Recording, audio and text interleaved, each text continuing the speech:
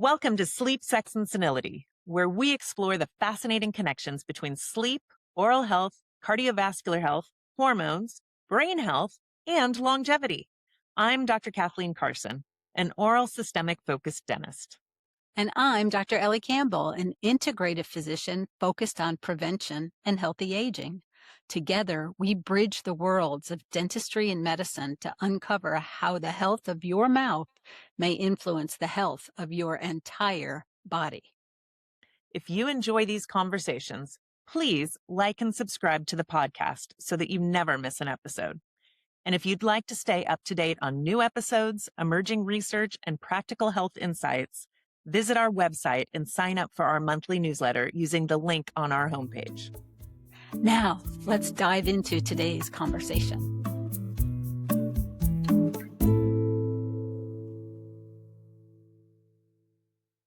Before we begin, a quick note. This podcast is for educational purposes only and does not provide medical advice. Please consult your own healthcare provider for recommendations specific to you. Welcome, everybody. We're so glad that you've come back to join us at Sleep, Sex, and Senility. I'm Dr. Ellie Campbell, a family physician, double board certified in integrative medicine, but I'm also the mom of 3. And I am very excited to talk to you a little bit about newborn babies. And we want to talk to you about how from conception through delivery and through the first year or 2 of your baby's life, about some ways that their mouth is connected to the rest of their body, connected to their nervous system, connected to their sleep regulation, connected to their ability to eat well and breathe easily, as well as what the role the mom might play in establishing the microbiome of the baby that could change the trajectory of their immune system for the rest of their life. So this is a very exciting topic, and there's some new information that wasn't around when I was pregnant that we are able to share with you now that can really make a difference and help you have a healthier, happier, stronger baby. Hi, I'm Dr. Kathleen Carson, and this episode hits close to home because it's actually the topic that brought me into this conversation to begin with, oral systemically. I am a mother of 4, and my very first child, who is now 25, actually had a oral systemic condition when she was born that did not allow her to sleep well, breathe well, function well. It affected her nervous system, her immune regulation, facial development, and I had no idea what was going on. So it is my honor to be here to help open the eyes of all you future parents out there and existing parents on how you may be able to help your kids get off to a good start with all of this. So let's start with some simple things prenatally that a mom might do to help change the trajectory of her baby. And I'm going to start with a couple of supplements. I'm going to start with vitamin D because we know that we're growing a baby skeleton and we want to make sure that we have every opportunity to have good, strong bones. And we want to make sure that we have enough immune support to keep us healthy through that final trimester of pregnancy. And we know that vitamin D is really a hormone. It's not really a vitamin at all. Chemically, biostructurally, it looks a lot like progesterone. Progesterone, pro-gestation in favor of pregnancy, is one of the hormones that's blossoming when we're pregnant. So having some strong vitamin D is equally important to having good progesterone for a good pregnancy. And magnesium is important because it's a muscle relaxer, and we don't want to be having our sleep disturbed at night because we have cramps.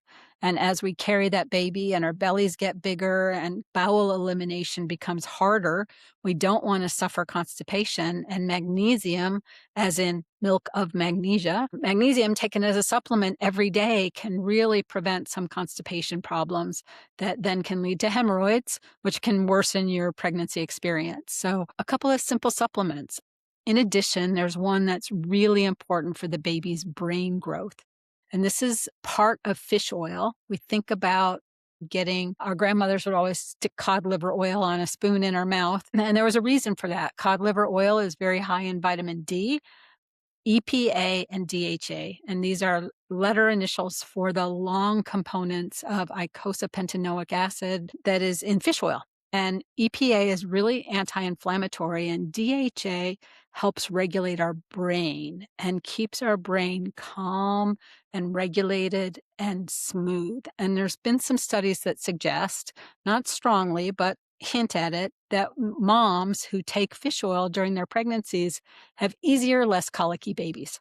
So who didn't want that? I think we would all want that. And so fish oil, magnesium, vitamin D taken during pregnancy are really helpful. What about this sweetener I've heard, Dr. Carson? What can you tell me about xylitol for a mom? Well, okay. So one of the simplest things an expecting mom can do for her baby's future oral health actually can start with her own mouth bacteria because babies they're not born with large amounts of cavity causing bacteria, but these oral bacteria can be transferred from a parent to a child. And so there's this product called xylitol, right? It's a naturally occurring sugar alcohol. Certain harmful oral bacteria can actually not properly metabolize with it. So it can reduce your plaque acidity. It can help support a healthier oral environment. And there is actually research out there that's shown that maternal xylitol used during and after pregnancy can reduce transmission of the cavity causing and the gum infection causing and the inflammation causing bacteria. It can delay bacterial colonization in kids. It can lower their risks overall. So this is actually a really big public health opportunity, and it's becoming a little bit more discussed, especially out in the parent groups, learning how to prepare for their upcoming parenthood and babies. But another thing, dentally speaking, pregnancy, it's not a time to ignore your oral health. It's actually one of the most important times to support it because it's not just the bacteria that we're talking about with the xylitol that can help improve that balance, but it's gum inflammation, it's bleeding, it's dry mouth, it's the microbiome changes. So some of the ways you can utilize xylitol that we're talking about, it comes in gum. That's great. It comes in mints, toothpastes, oral rinses, and you want to get multiple exposures per day. A really good time to do it is after meals, and actually consistency is what matters more than massive amounts of it. So it's easy to come by, and it's going to do a lot of beneficial things not only for you as the expecting mom, but also for your baby that you're bringing into this world. Yeah, I was blown away when I was at a medical dental conference and I heard Dr. Mark Cannon give this lecture. And he told us in that presentation that mamas who take xylitol during their second and third trimester of pregnancy have babies with almost no cavities through age 5. And then later studies have suggested that that benefit may persist through age 18. So, what else can you do in life for 6 months that makes 18 years of difference in the future? And no mama wants their kids to have cavities, besides the fact that they're unpleasant and they hurt and they can interfere with your child's school performance. They're expensive. And once you start that downhill climb, when you have taken a native tooth and you have to drill and fill it to put a filling in there, now the integrity of the tooth is never the same. And then we end up older in life. That filling needs to be replaced. Now it needs a crown. And then the crown fails. Then we need a root canal. Then the root canal fails. Then we need an implant. And had we never gotten a cavity to begin with, we might have been able to protect us against 20, 30, 40 years of dental spending later on in our lives. A few months of xylitol for moms who are pregnant could save our children thousands and thousands and thousands of dollars and hours in the dentist's office just by preventing the spread of bad mouth bacteria into their mouths when they're born. Yeah, what an opportunity to change that trajectory, right? Right. Um, I think it's brilliantly amazing. And so now we're going to have we're all going to kiss our babies. We want to, right? So we want to have as healthy mouth bacteria as we possibly can. So as we transfer those bacteria to our babies, that they're as healthy as possible. There's another place that we transfer bacteria to our babies, and that is through the birth canal. So I want to talk briefly about a somewhat controversial subject, and I do not claim to be an expert. I haven't delivered any babies in 30 years, other than my own children. And so I don't claim to be an expert in this. But Let's talk about it. Most of our body is supposed to have a large microbial diversity. We're supposed to have lots of different types of bacteria. One exception to that is the vaginal flora. We should have almost exclusively lactobacillus in our vaginal flora. And when we pass the baby through the birth canal during childbirth, we are bathing that baby in lactobacillus. It should be the first maternal bacteria that the baby's face, mouth, nose becomes contacted with in their birth process. But not every baby is born by vaginal delivery. About up to a third of babies are born by cesarean section, which is a beautiful miracle that we have to offer when a vaginal birth is deemed to be unsafe for either the mom or the baby, and the risk seems to be lean towards C-section rather than vaginal delivery. Now that baby is no longer passing through the birth canal and is not being exposed to this bath of lactobacillus. So, is there a workaround? And there's something called vaginal swabbing that has become popular among naturopathic physicians, midwives, doulas, in which, before the mama's water breaks, before she goes into the operating room for her C-section, we take some gauze, sterile gauze, swab the inside of the mother's vagina, and they hang on to those gauzes until the baby is born. And as soon as the baby is born and passed on to the mother, we take those gauze that have been soaked in the mother's vaginal fluid, wipe the baby's face, nose, and mouth with this lactobacillus soaked gauze that has come from the mother's flora. And we hope that that gives that little baby, that C-section baby, a little jump start by giving them a little bit more natural exposure to what they missed by having a C-section birth. So look it up. Talk about it with your practitioner if you're an expectant couple and you're considering this. Many MD doctors are opposed to this. They want to be more in control and they don't want the parents making these sorts of decisions without their knowledge. So please talk about it, have a conversation with your partner, your practitioners, and get the facts and decide if this is something that you might want to proceed with as a potential opportunity to normalize what would other be a surgical delivery. So, for prenatal foundations, then, Dr. Campbell, we're talking about inflammation concerns, nutrition, right? Absolutely. Breathing patterns, too, as pregnancy moves through the trimesters and we naturally gain weight and our physiology changes. I do see an increased in sleep breathing concerns with pregnant women that maybe didn't have that prior to getting pregnant. And this can impact the pregnancy and the health of the child as well. So, keeping a mind on that as well, if there needs to be any support for sleep or breathing and sleep quality, that's another important overlap. Yeah. This is a really important time to go back to your fundamentals of sleep hygiene because your sleep is likely to be disturbed. There's a baby pressing on your bladder. You're going to have to get up at night and it'll to go pee. You are going to have pressure all through your abdominal cavity. We want to make sure that you're mostly lying on your left side, preferentially rather than your right side, to take pressure off the vena cava so that you can recirculate your blood more easily as it goes through your circulation, and you're less likely to get those big, heavy, swollen ankles. Wearing support stockings so that you keep that fluid circulating can really make your pregnancy feel a little more comfortable. And making sure that as part of your sleep hygiene that you're not wrecking it with light because Mother Nature intended us to be in sync with the circadian rhythm of our planet. That means awake when the sun is up, asleep when the moon is out. And if we're not doing that, because as soon as it gets dark outside, we turn on the lights in the living room. And so now there are all this incandescent or fluorescent lights that's going into our eyeballs.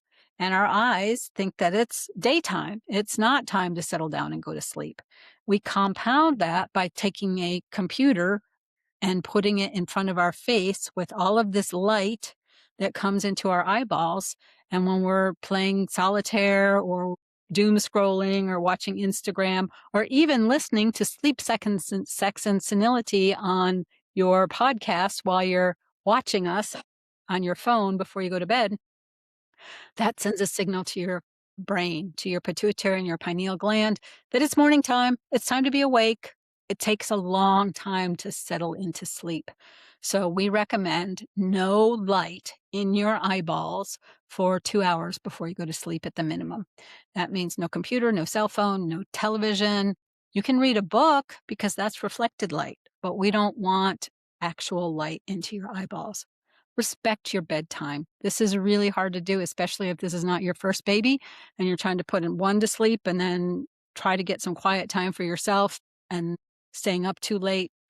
But if you miss your witching hour of falling asleep, you're going to have a much harder time settling in and actually sleeping. So, respecting your bedtime, wake time, sleep time, keeping the light out of your eyeballs, not consuming too much food or alcohol. Probably should not be drinking while we're pregnant anyhow, but if you choose to have a glass of wine, not for 3 hours before bedtime. So, simple strategies that can improve your sleep quality because a cranky, sleep deprived mom is not the best mom. Well, and along those lines too, I mean, we should talk about some of the things that can impact the growth and development of the baby that not only supporting the mom, it also supports the baby's health long term as a result. So taking care of yourself takes care of your baby. So we want to empower you.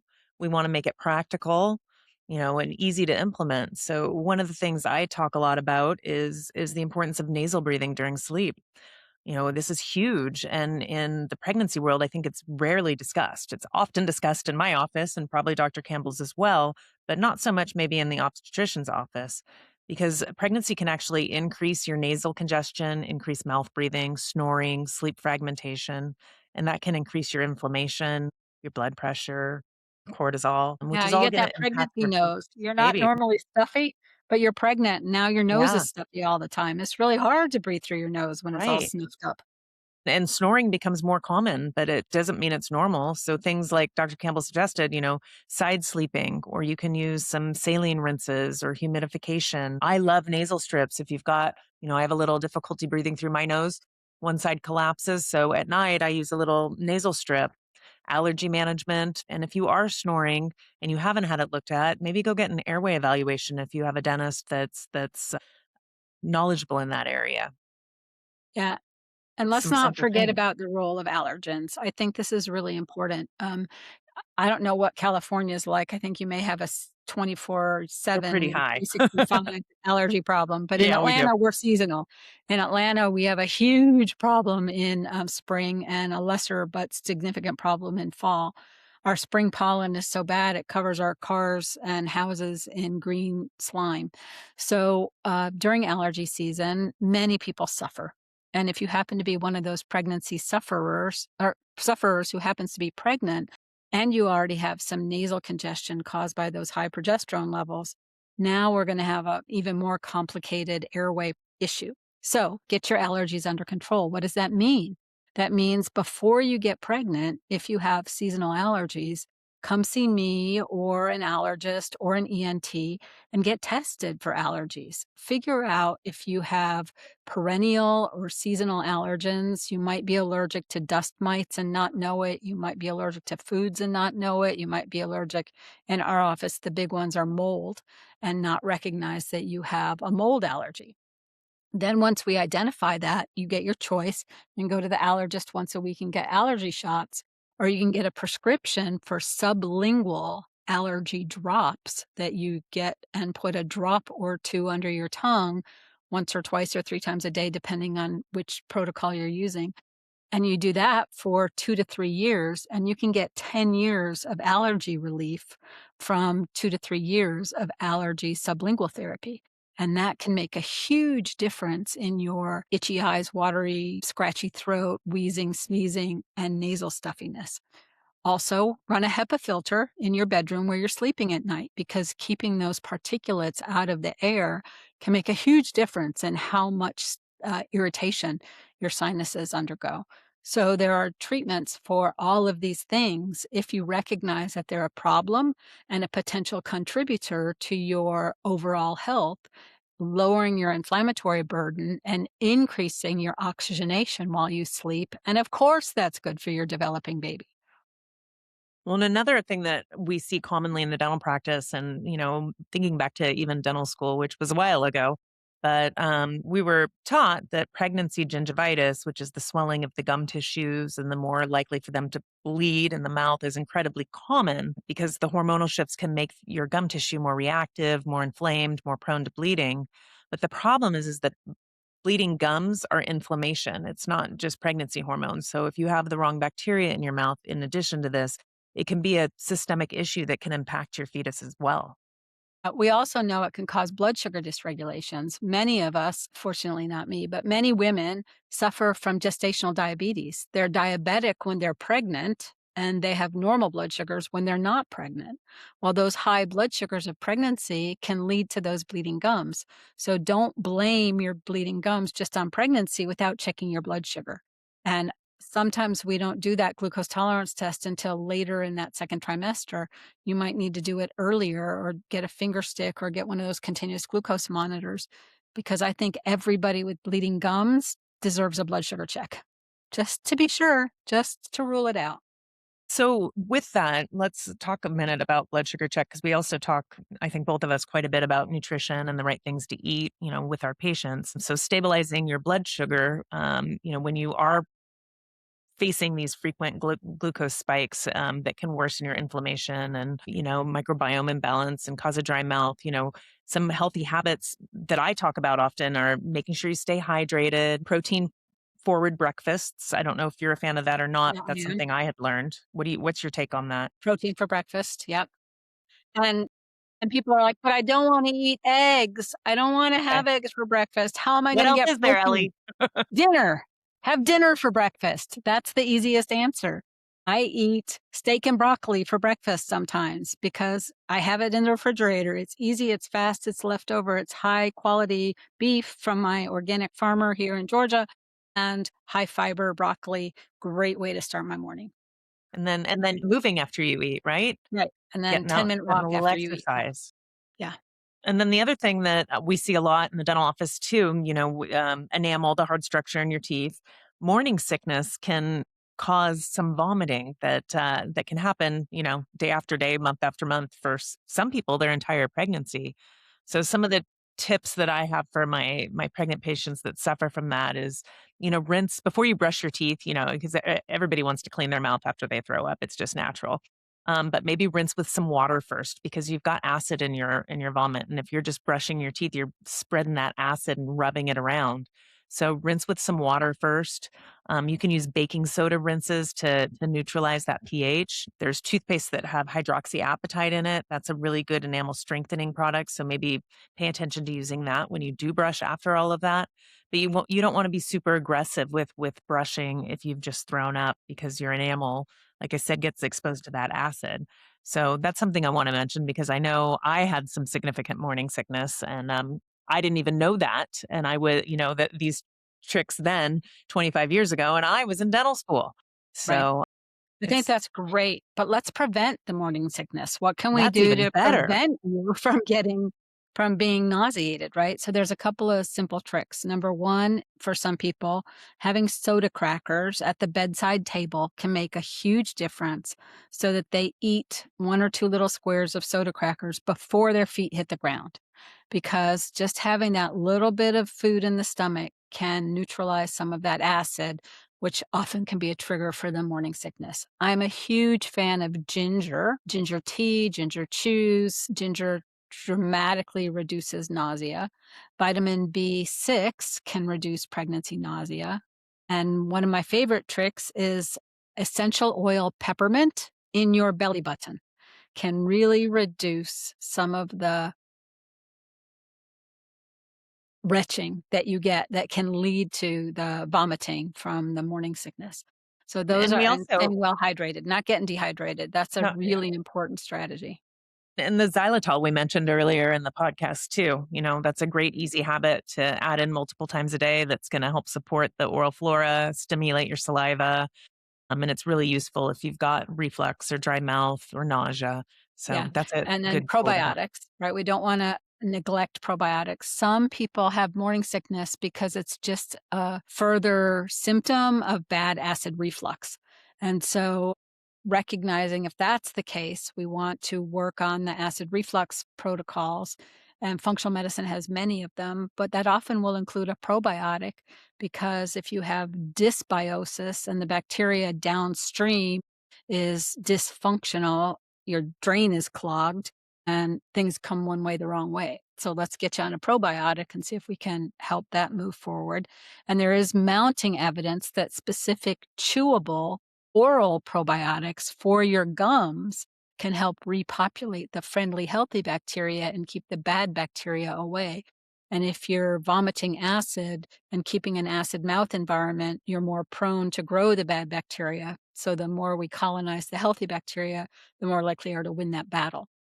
So I think we have lots of strategies to help make a healthier mom that can make a healthier baby.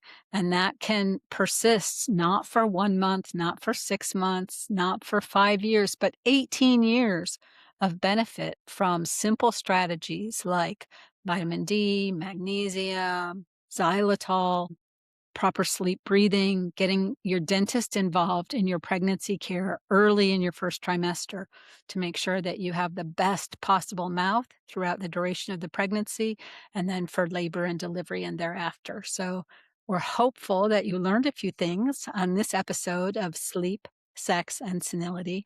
I'm Dr. Ellie Campbell, and thank you for your time. And I'm Dr. Kathleen Carson.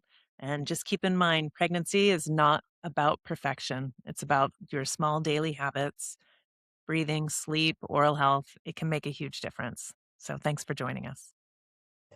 Thank you so much for joining us for this episode of Sleep, Sex, and Senility. If you enjoyed today's conversation, please like, subscribe, and share the podcast with a friend. Visit our website at sleepsexandsenility.com to sign up for our monthly newsletter using the link on our homepage. New episodes drop every Tuesday. Until next time, keep connecting the dots, and remember, what happens in your mouth doesn't stay there. I'm Dr. Ellie Campbell. And I'm Dr. Kathleen Carson. Nanoverse Media, making the world smaller.